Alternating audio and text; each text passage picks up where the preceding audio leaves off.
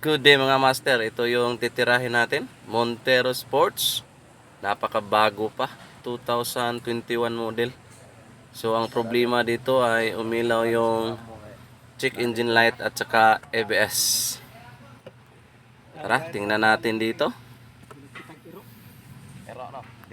So paandarin muna natin to kung nakailaw ba talaga yung check engine at saka ABS. So start. Ayun, so kita natin na umandar na yung engine, tapos yung check engine at saka ABS ay andito pa. Yan o, ABS service required. So alam ko na yung mga posibleng dahilan dito bakit umilaw to. Hindi ako naniwala na nasisira yung mga sensor dito. So proceed na tayo dito sa ilalim para makita yung mga dapat makita. Iyon o, ito yung problema mga master o. Putol.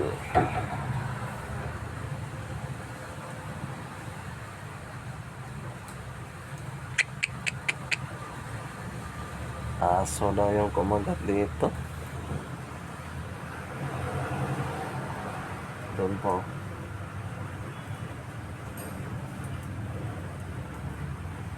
Doon pa doon oh.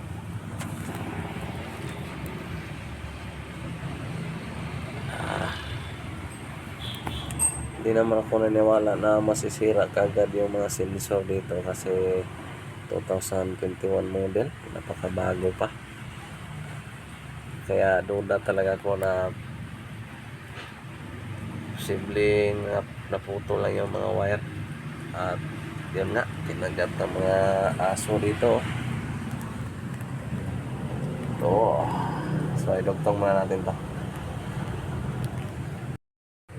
So pagkatapos natin dito, ayan o, 5 wire yung putol. Meron pa doon. Doon, pilipat tayo sa kabila. Ayan. So ito. Ito, putol pa. Ayop na aso talaga. Pero kung di dahil sa aso ay hindi din tayo magkakapira dito.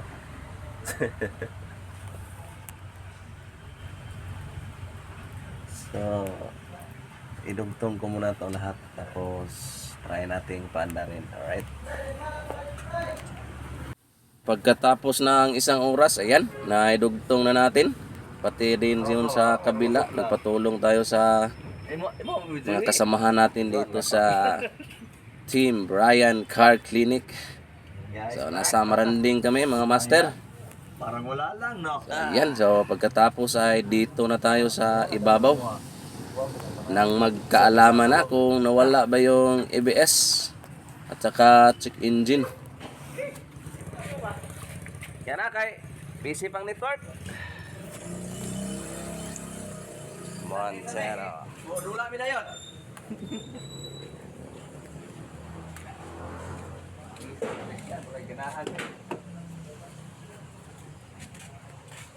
Let's see.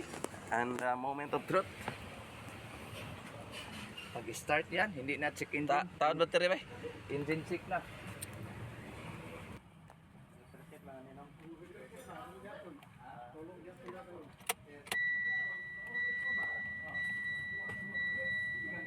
Iyon oh.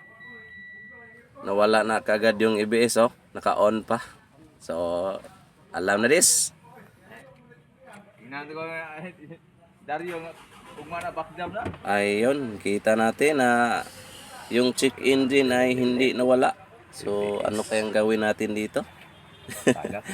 Siyempre, naka-program na kasi yung sa ECU na nag-check engine siya dahil naputol yung wire sa transmission sensor E. Kaya na-detect niya. Kailangan natin tong i-delete gamit yung scanner. Yan o, yung camera nanda na rin. So, yung camera din dito ay nawala din, sabi ng may-ari. So ngayon, pag reverse natin ay meron na. So itong check engine na lang yung problema natin. Siyempre, gagamitan natin yan ng scanner natin para ma-delete yung problema. Para ma-solve na at magkakapira na naman tayo. Ito yung trouble code. Number of DTC stored, number 1. So may isa. So dito tayo sa trouble code, read DTC. So ito yung sinasabi ko, transmission fluid temperature sensor A circuit high percent.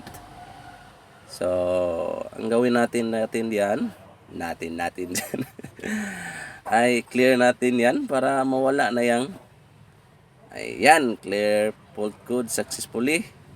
Read tayo ulit kung meron pa ba. Iyon, no fault code percent. So ibig sabihin ay ang check engine ay goodbye na to. So exit muna natin yung scanner natin para mahugot na natin yung OBD port. Off the ignition. Hugutin ang OBD. Yan lang yung birada natin mga master. Yan. So ngayon ay start natin kung meron pa ba. Start dong. Yun, maliwanag pa sa sikat ng araw. Goodbye check engine. Sabi ng kamay ko ay pira na daw. Dahil sa aso ay may trabaho tayo ngayon. RPM check. Yun, pumalo talaga sa red line. Isa pa dong. Ayun. So ibig sabihin ay goods na.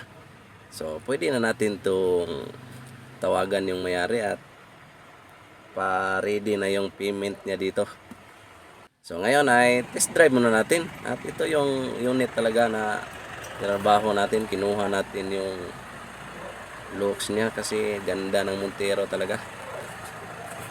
So ngayon ay patakbuhin muna natin to bago natin tapusin yung video. Baka kasi may lumabas na check engine or ABS nang hindi tayo mapahiya sa may-ari para ma-fix pa natin. So ngayon ay nandito na tayo sa highway dahil direct tayo. Yan, so medyo maulan ang panahon.